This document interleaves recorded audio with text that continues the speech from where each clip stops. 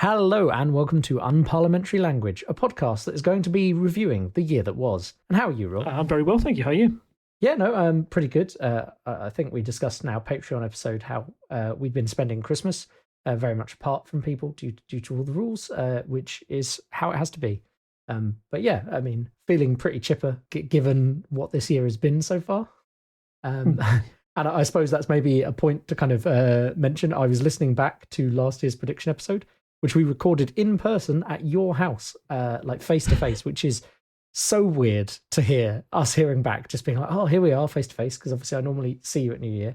And so that's kind of interesting. That, you know, off the bat, we didn't predict a global pandemic. Surprise, surprise. But no, we're here to discuss our predictions from last year with regards to politics. So what I've done is I've gone and listened to our old episode, pulled out all the relevant predictions we made from that fairly long episode. And I think I've kind of scored them, but you may disagree with my colouring. I know I sent it to you earlier, so I've got things which are in green. We've done majority green for things where we were correct. And then there's some more interesting things to kind of talk about where I've put in yellow, where they're kind of a bit more nuanced. And then some things in red, but just there's a few things I've asterisked throughout this document because obviously they have been affected by COVID. So I suppose we should just bang on into this list. So first up, we had the Brexit process. And Rob, your first prediction was Boris will declare Brexit done and it won't be in the news, but he'll still need to negotiate the rest. He has given himself this weird ticking clock. Now, I think all of those parts are true. Except I think the reason I kind of put it in yellow is the reason it wasn't in the news might not have been just because he said Brexit was done. Might have been because we had a slightly bigger news story this year. Yeah.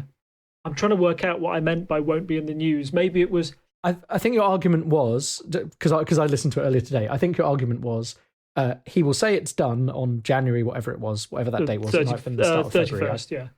Yeah. So he was like, oh, so Brexit is done, and then won't talk about, like, he'll just say, look, I did my promise from the election, it's done. And then it would try not to get it mentioned at all, despite the fact in the background there was all this negotiating going on for the actual deal. Yeah. I think that was pretty much the case. Obviously, the news was dominated by COVID a lot more. But just looking at the arguments that I posited in our last podcast and the ones where we thought no deal was a possibility, even if we thought it was a lot of grandstanding, one of the Conservatives' main arguments was that, oh no, we did the oven-ready deal, we voted on and we got through Parliament, and that's what happened on January 31st. That's done. Don't worry about this other thing. So, yeah, no, I see what you mean, and definitely it was... Yeah, I chose to kind of separate out your second argument here, which you'll see I highlighted in green. You were like, there'll be more of a blame game, you know, pinning it on the EU. You did ask whether Boris would be brave enough for no deal or whether he would extend it again. And I suppose I didn't really highlight that because we haven't got a no deal, so he has got a deal. And in that deal, there are certain things that have been extended. So I suppose he hasn't pushed it off into the distance, but it is kind of... those were questions you raised as opposed to an actual prediction. So that's fine. And the other thing you said was he would be on a high until around December. This specifically for Brexit, I feel he still did hold this most of the way up until December. You basically said it'll be on a high until suddenly we have to rush everything through, which is very much what happened if you take out all of the coronavirus stuff going on that made things a bit more muddier for the government this year, and definitely meant they didn't do as well from public opinion, as far as public opinion is concerned, as they should have done. Yeah, definitely.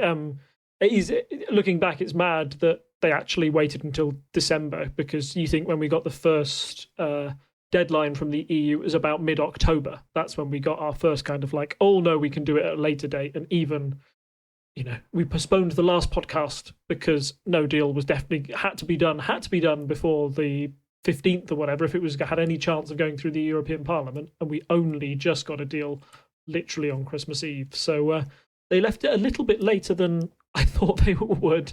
I'm pretty glad I said December rather than, early December, or it'll be done on the eve of everything.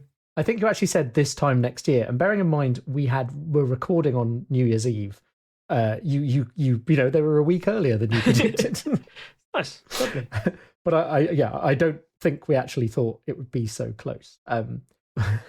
my prediction, which I've put "be careful what you wish for" in brackets, was that it would be nice to see government discussing other things again, outside of Brexit.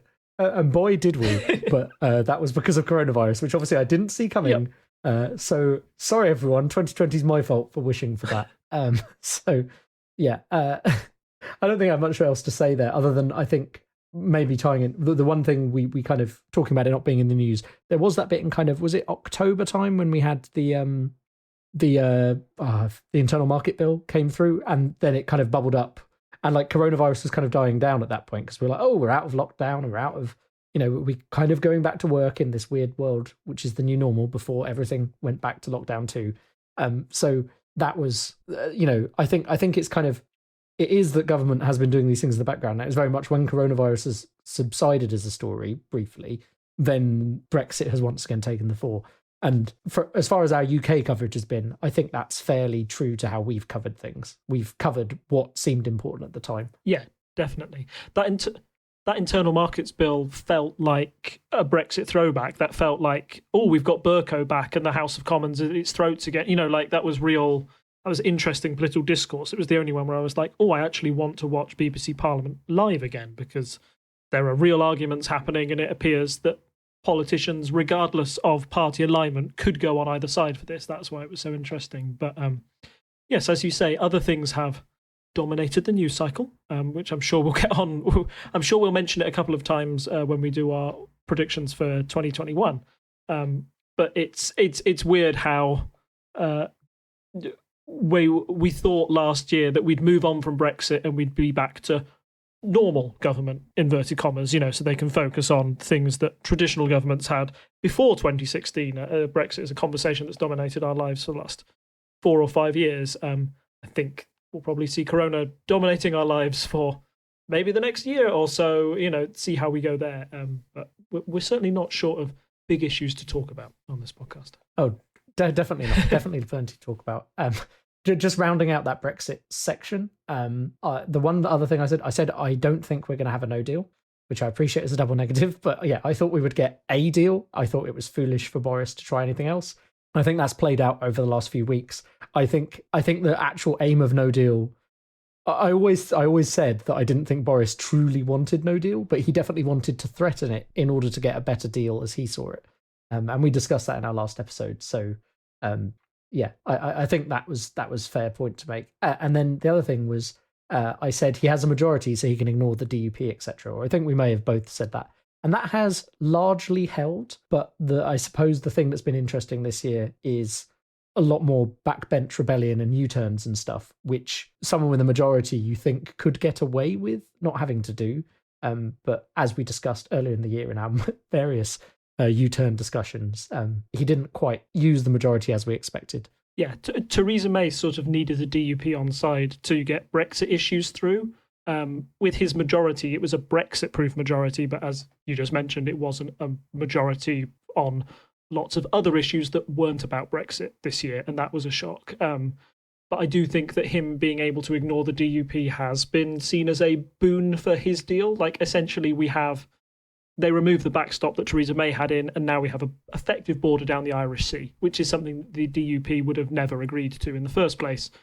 They probably, I know looking at the tweets going through that the DUP have already said that they'll be voting against the deal that Boris Johnson organised in the House of Commons, but now he can simply shrug it off. Now he doesn't need to worry about it. So, yeah, that's why it just simply didn't even factor into the conversation in 2020.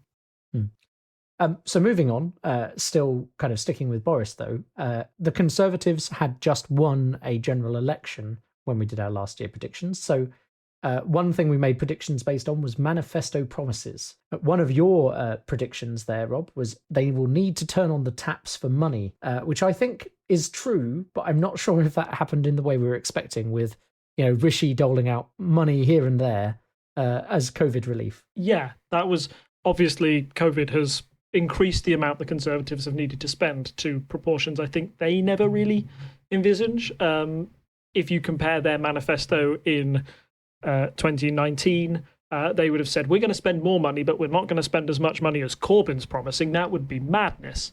And now they've probably spent far more money than Corbyn ever would to try and keep the economy going. So make of that what you will. But yes, they certainly have turned on the money taps, but not in the way that I expected. Certainly not in the way they expected. And I think the big challenge for them moving forward is how they fund what's happened. And how they deal with the long-term economic fallout. Because one thing you said last time was that this is the end of austerity. Everyone has decided we can't have austerity anymore, because even the Conservative manifesto was talking about spending more money. But now they've got to pay for it, and that likely means some sort of tax rise. And I think that's what to look out for if Conservative voters will go for that. It does, you need to fund these things somehow, and tax rises are usually the most effective solution.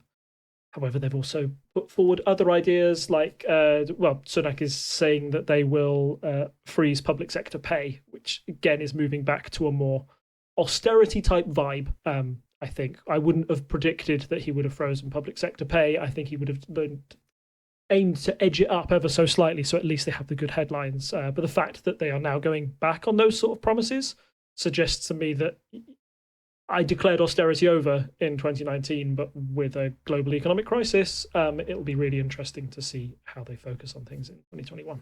Yeah. The other thing you said was to look for issues outside of Brexit, kind of as we discussed already, with it kind of falling out of the news. But another one which I took and quoted verbatim because I thought, again, coronavirus has undone your prediction here. You said, not as much state interference. Whoops. And we've had a year of state interference, but I don't think that was their original plan. No. If I'd stopped the podcast back at the end of 2019 and said, look, the government's going to tell you when you can and can't go outside, I think he would have stopped the podcast and given me a talking to. So, yeah, I'm glad I didn't predict that one. Let's just say that. I said that Conservatives will basically ignore the environment. I think this is because I was a bit annoyed, I think, with the kind of jockeying in the manifestos where the Conservatives very much offered the minimum viable kind of environmental stuff. It's not the right word, but that's what I've got in my head right now. But yeah, I think I was annoyed a bit that, like, where Labour were promising things like we will cut emissions by 2025, then the Conservatives would say something like 2030 or 2035. And it was like, I'm glad that green issues have been pulled into the focus such that they're in everyone's manifesto, but I very much felt like it was a ploy by the Conservatives to kind of be like, we've ticked that box, and I didn't necessarily trust that they would follow through on all of it.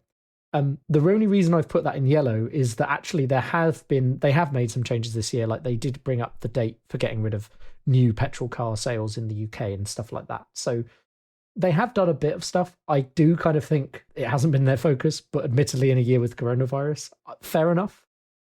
So I think that remains to be seen how they go with that. I also noted more protests, but obviously with a lack of people being outside, that kind of got removed. I was imagining there'd be more Extinction Rebellion stuff this year, and I don't think I remember any particular headlines around Extinction Rebellion after 2020 started. So I was wrong on that. Anything you want to add on that? No, I think you've summed it up perfectly there. Like you say, that commitment to the environment, we might get onto it when we're talking about our point about Cummings and what we thought about him. But certainly that may have shifted. They may have ignored the environment until Cummings went, because I think you'll note that statement about getting rid of petrol cars was pretty much done a couple of days after they got rid of Dominic Cummings, and seems to be kind of like a carry influence. So it suggests that there is some environmental policy going on within government. It just may not have been at the centre of government for the majority of 2020. And then my other point I raised was, would there be a focus on HS2? Because this is a thing that a lot of conservative voters in the countryside, at least in the southeast, the home counties at least, there's a lot of anger there against the Conservatives, but it's anger from a group of people who still always vote the Conservative in. I think I mentioned that John Bercow's constituency has obviously not been able to vote in an MP for so long because they had John Bercow, the Speaker, there. And with him gone, they had the chance to vote someone who was not a Conservative in. But despite all the anger there about HS2, they still voted a Conservative in at the last general election. So I was kind of wondering if there'd be more focus on that, the government trying to spin it positively, and talking about the Northern Powerhouse, all those kind of things we've talked about in the past. And And yeah, no, I mean, coronavirus came along and no one has mentioned HS2. I'm sure it's still mentioned locally in those places where it will be affected, but on the national stage, I very much think everyone's forgotten it's happening. So yeah, wrong on that one. And then I suppose we'll move on to your other point about the Conservatives. You said, will they continue with the Cummingsification? And your quote again was, they will stick with Cummings until he is not needed and drop him.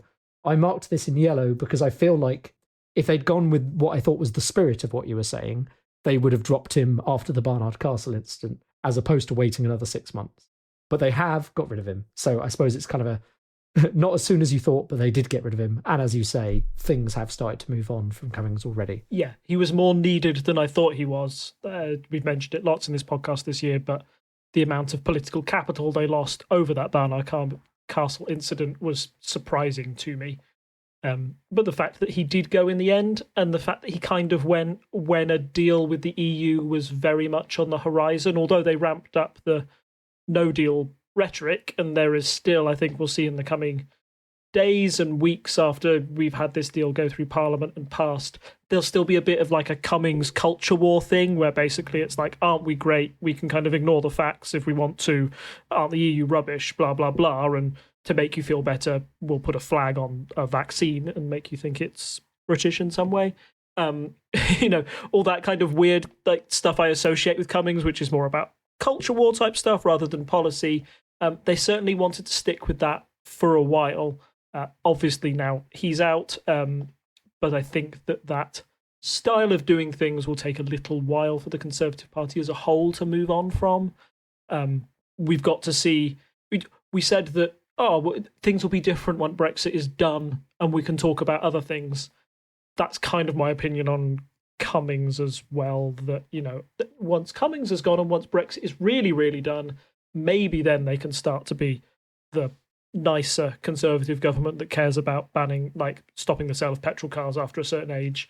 That type of Conservative Party, rather than the Cummings one that seems just to be a bit more fighty and confrontational. So moving on from the Conservatives, Labour. This is a section where I think we have all green, because the only thing on our lips at this time last year was what was going to happen with Corbyn gone after the loss at the general election. Who would replace him? And we even had a specific prediction episode on that itself, I believe, in the run-up to the Labour election. So you said that Emily Thornberry or Rebecca Long-Bailey would be the Corbynite candidate, i.e. one of them would drop out during the race to allow the other the shot, which I think did happen, though. If I recall, did both of them step down before the actual final vote? I can't remember. I think Thornberry dropped out before Rebecca Long-Bailey. I thought Rebecca Long-Bailey was the final one to go head-to-head with Keir at the end. And then you said Keir Starmer is the front runner. I agreed. And I think in that later prediction episode, we said Keir would win as well. So, not surprising. We talked a bit about how Labour hadn't had a female leader ever, the only major party not to do so. And how that would be good. We also talked about how they could have potentially the first BAME candidate and leader of the party, but they ended up going with the safe choice, as we suspected, which was Sir Keir Starmer. And then the other thing you said, which I just thought I'd highlight because it was interesting, was you said there'd be no candidate out of nowhere, like there'd be no Corbyn in that election. It would just be the candidates we were aware of at the time, which I think was pretty close to the actual list who made it to the actual vote.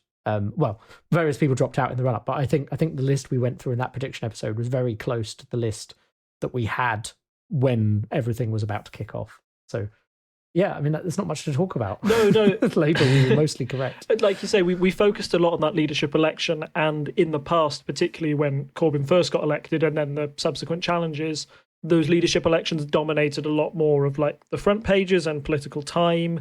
And were generally a bit feistier. This year, of course, it was all put on the back burner. And I remember COVID, the COVID crisis was really coming to a head as the Labour leadership election was getting into its final stages. And although a lot of those votes obviously happened by post, and it was a little bit weird having Keir in charge finally when he got in was kind of just a relief to the Labour Party that it was over, and then they could focus on dealing with the unfolding crisis as it happened.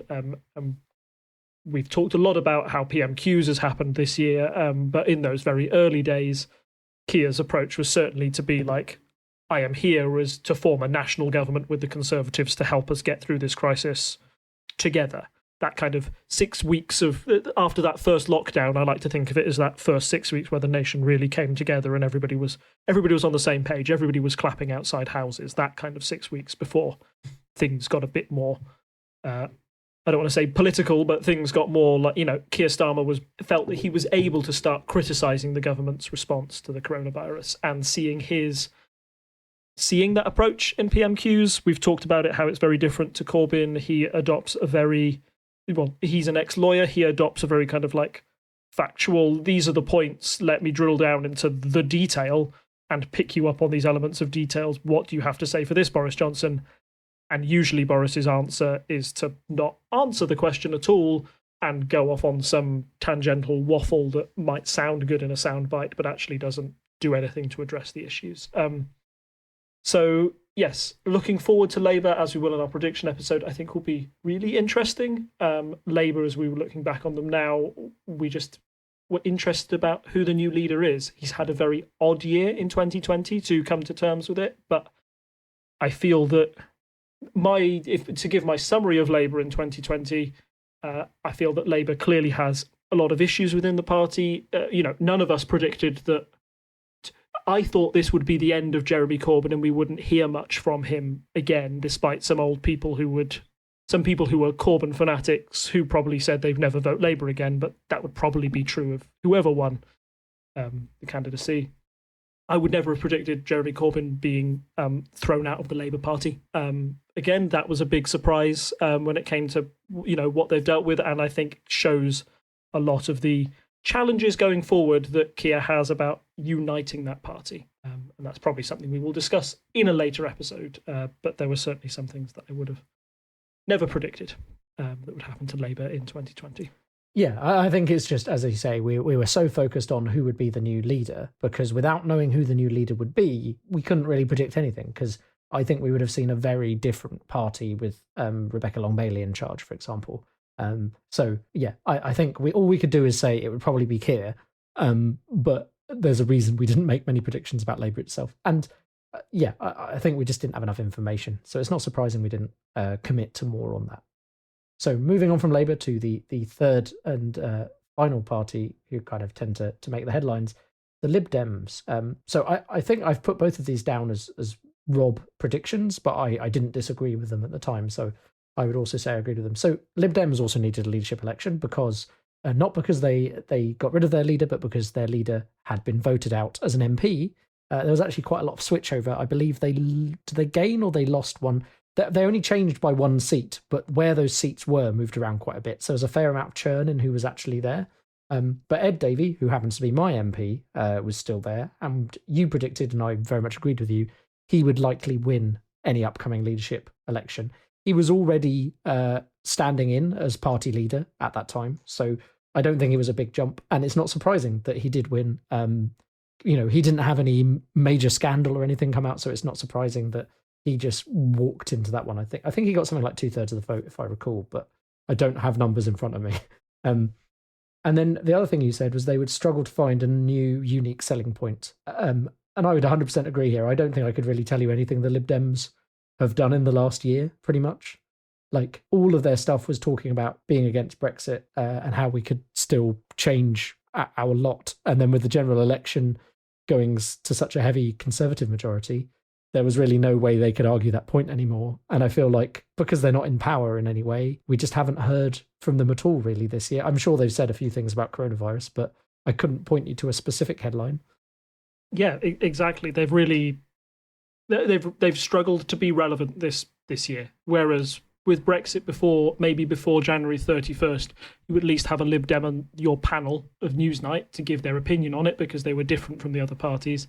But on COVID, I don't think they've got much different to say that, Keir Starmer isn't saying when it's criticising the government in a certain way.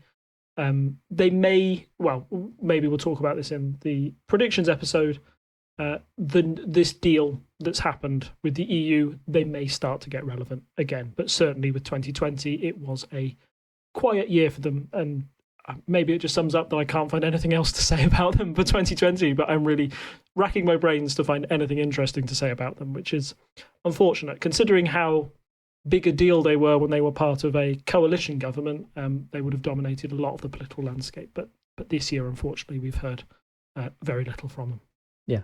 I don't think I have anything to add on that. I think that is, they just fell from the headlines very much so. It's amazing that, 14 months ago, the Lib Dem leader was there saying, we have a real chance of getting into government, which I know people laughed at the time, but that was their kind of head into the general election. There was about a month before the general election, or before they declared it, where the polls were suggesting, if Labour go down 5 more points and the Lib Dems gobble that up, then maybe the Lib Dems are the second biggest party, bizarrely.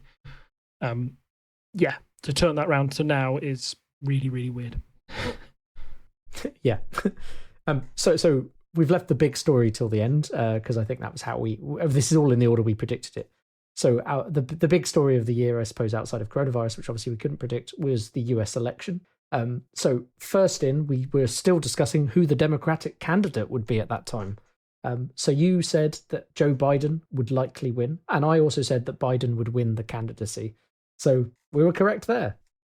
Yeah. I think there was a time, maybe very earlier in the primaries in 2019, where it looked like Biden was out of the race, but he certainly had started to come back by the start of 2020. And he won. As you said, I thought that he would go slightly more to the left to try and retain Bernie Sanders voters, because I felt that was where this new coalition was coming. But I think Joe Biden was remarkably centrist and middle of the road, and that was his entire campaign, was to be as non-threatening as possible, I think, if that's a kind way to put it. And as well, it's kind of we've had Trump, and here's someone who has been in previous administrations as a safe pair of hands, all that kind of argument as the anti-Trump in many ways. I didn't think that would be we'll talk about this later, but I wasn't sure that argument would be enough to try and beat Trump. And I thought the way the conversations were going within the main Democratic Party was that they were heading more to the left. And you can see some of the rising stars of the Democratic Party, like AOC, are clearly from the more left of the party than Joe Biden is. But that core campaign team was, ignored that plea essentially from their Democratic base and went, no, we're just going to go trying to get most of the general population on side. And as we'll see, that had quite the effect when it came to the eventual election in November. And another thing that's happened, which obviously we weren't talking about back then because we didn't know who would win necessarily, but a lot of those primary candidates, except for Michael Bloomberg and the slightly more out there ones, have ended up with positions in Biden's cabinet, assuming they all go through Congress and get approved. But people like Pete Buttigieg being given, I think it's I can't remember the term for it, but it's essentially the one that's town planning and environment stuff, because he's been a mayor and done town planning stuff. He's increased the number of bicycle lanes in his home city and stuff. So makes sense, So there are people like that, names that were, as you say, kind of rising stars, didn't quite make it, but they've all been involved in this, nearly all been involved in this administration. So that's, I suppose, it's kind of they didn't go necessarily as left as we were expecting to retain those Bernie voters, but they have incorporated people who ran against him in ways that make sense. Again, me being wrong, which isn't surprising. I don't have my finger on the pulse quite so much, but I was like, it's going to be Biden v. Warren for the Democratic primary. I think Warren ended up with a third of the vote, the third place, not a third of the votes, but in third place. Biden obviously had over 50% of the votes, and I think it was then Bernie. So I wasn't too far off, but I think Warren seemed a lot stronger at the turn of the year than she did a month or two later. So it's, just a misstep. I kind of went with what seemed to be the thing that would happen in the moment, whereas I think other people may have had a longer view of it. I think you weren't wrong there. I think also I would have assumed that Sanders may not have gone as far as he did. I don't think he's got another presidential run in him for 2024. I think his time is over, but I was surprised that that supporters would keep going with him a second time rather than trying somebody new who was quite left, but not quite as left as Bernie Sanders. But no, it did prove that his core is very strong. And I just want to say, like, a quick hats off to Bernie Sanders as a man who, on both occasions when he's lost the primary, has instantly got behind the person who won the Democratic Party ticket. Like, almost instantly, he's endorsed them. And I think that was key, maybe more this time round than it was last time, for getting people on side for the main candidate. I think there was, last time with Hillary Clinton, she was an unpopular candidate, and when Bernie Sanders didn't win, a lot of those Sanders supporters said, well, I don't want to play this game anymore, took their ball home, and decided not to vote for a Democratic Party candidate. I think in 2020 there was a lot less of that, knowing what they'd experienced in the previous 4 years of the Trump administration. So, yeah. So then we move on to the election itself. So your first big prediction in that section was Trump will not win the popular vote, which was based on the fact he had won a previous election without the popular vote. So, it wasn't surprising. And that turned out to be true because obviously he lost on both counts. But I think you were kind of making a point there about the Electoral College and how the kind of states that would be voting for him would essentially buoy him in the way they did before. So, yeah, again, pointing out how the Electoral College is not necessarily the best system in the world. Yeah, and it seems mad that I felt so certain about that prediction a year ahead of time, being like, yeah, he's definitely going to lose the popular vote, but that's not what matters. I think even up to the night, that was very, very certain. Yeah, it's just a silly system. We'll talk about it more in the past. We'll talk about it more in the future. But I'm sure Americans are well aware of how that system works and the oddness of it, that I think means that it's only, what's the odd stat? The last time that it returned a Republican president that won a popular vote was George W. Bush in 2004. That's the last time a Republican candidate has actually won the majority of the popular vote, which seems bonkers when you put it like that. The follow-on from that you had was that there would be allegations of vote rigging from Trump, because you noted that in 2016 he'd started those even when he'd won. So it's not surprising. I don't think you necessarily foresaw quite how far that would go when it came down to the wire. But yeah, again, on the button there, that Trump would try something like that again. Yeah, he'd certainly primed the soil for it, and he'd made it really clear that that's what he thought of the electoral system. As you mentioned last time, when he won, he was complaining about it, so it's no surprise that when he lost, he complained about it. But boy, did he!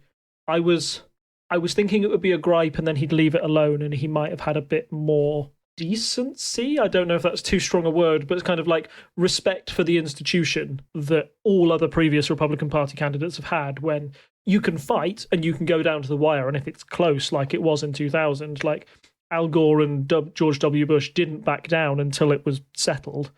But then when it was settled, they said, okay, we'll let democracy take its course and I'll respect the result after it has been decided in the courts. Trump is fighting in a way, even when the courts reject him, even when everything comes across, the fact that he still fights, that's more worrying and might have more long-term consequences for future elections. We'll see. We might get onto that on the predictions for 2021 episode. But yeah, I certainly didn't predict that he would do quite that level of allegations. So our final joint prediction that was massively wrong was, you said you don't see a Democrat win at the moment. And admittedly, we didn't know who the candidate was at that point.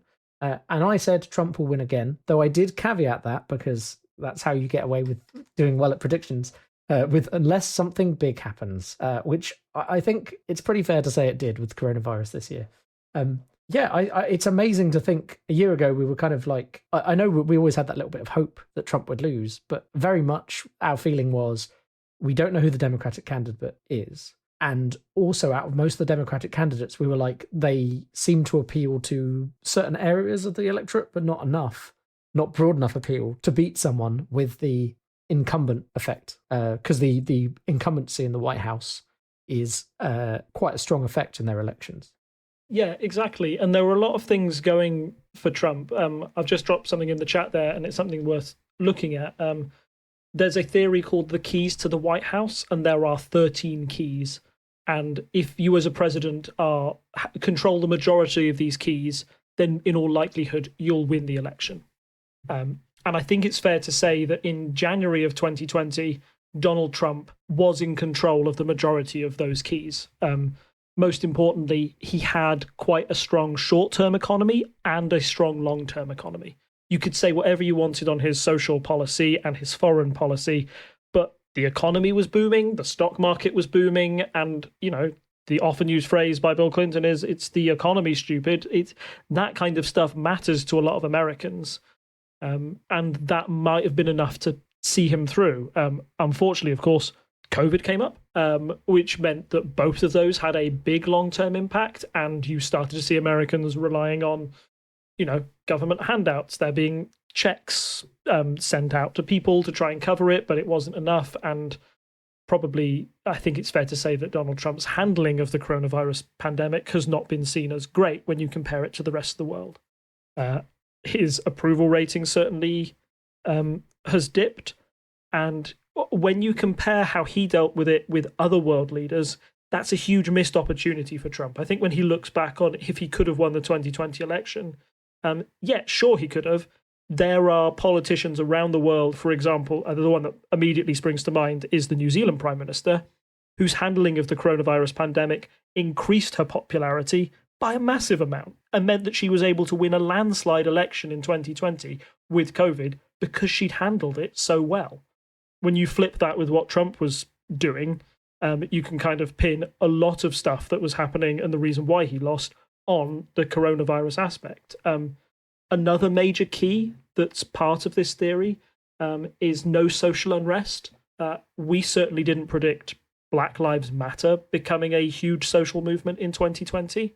And although Trump had a reaction to that appealed to his base and was very law and order, it certainly lost him support in big cities that eventually would turn swing states for Trump.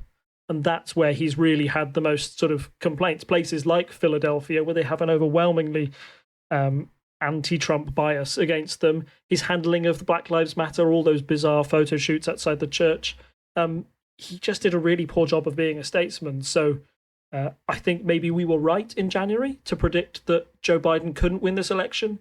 But those short-term crises, like the social unrest that was a big crisis for Donald Trump, and then the long-term crisis of coronavirus that he really mishandled, certainly switched it in favor of Joe Biden. And as we know, in the end, Biden was able to win. The Electoral College says that he took it quite comfortably. The popular vote says that Joe Biden was able to win it quite comfortably. But that kind of brushes over the fact that Biden was very, very close in a lot of those swing states where it wouldn't have taken very much for it to go the other way to Donald Trump. And that, Donald Trump was able to increase his vote share from 2016.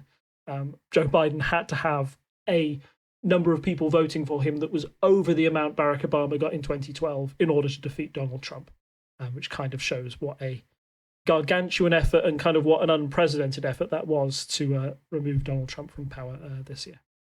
I don't know if it was just the line, but it sounded like instead of saying unprecedented, you said unprecedented, and I think that's a new word we should coin.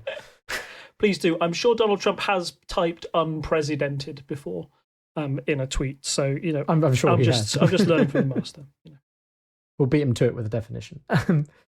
So thank you, Rob, for joining me, as always, for being on the show, giving me your insights. Thank you for spending 2020 being one of my friends at the end of a Discord phone call where we record all of these shows. And yeah, I mean, I don't think we did terribly badly. And it's always interesting to look at what we did and didn't predict correctly. If you found this interesting, make sure to tune in, hopefully tomorrow, based on how I am planning to edit this, to hear our predictions for 2021, which we will also be uploading on New Year's Day as the plan. You can hear what we think about the year to come. As always, I'll just say if you go to parliamentary.observer, you can find all the links you might need with relation to the podcast. If you go to patreon.com/TTSS, you can throw a few dollars our way to support the show. And obviously that helps with hosting, equipment, software licenses, all that kind of stuff. So that'd be great if you can help us. And the other thing you can do to help out the podcast, if you think this is interesting and continue wanting to hear our thoughts on everything to do with politics, is, of course, to send people our way, recommend it. Word of mouth is one of the best ways for podcasts to get into people's ears. You say, oh, listen to this, it's great. And so, yeah, show it to a friend, tell them why you like this podcast, and hopefully that will get us more listeners in 2021 as we continue to talk politics to you. I don't think there's anything left for me to say other than it's good night from me. And it's good night from him. Bye. Bye. Bye. Bye. Bye. See you in 2021.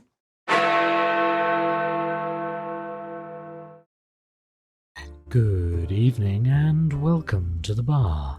Join Dr. Wilko as he investigates the histories of your favourite spirits and your favourite cocktails while mixing you a drink at the bar. The other bars may be closed, but a podcast bar will always remain open.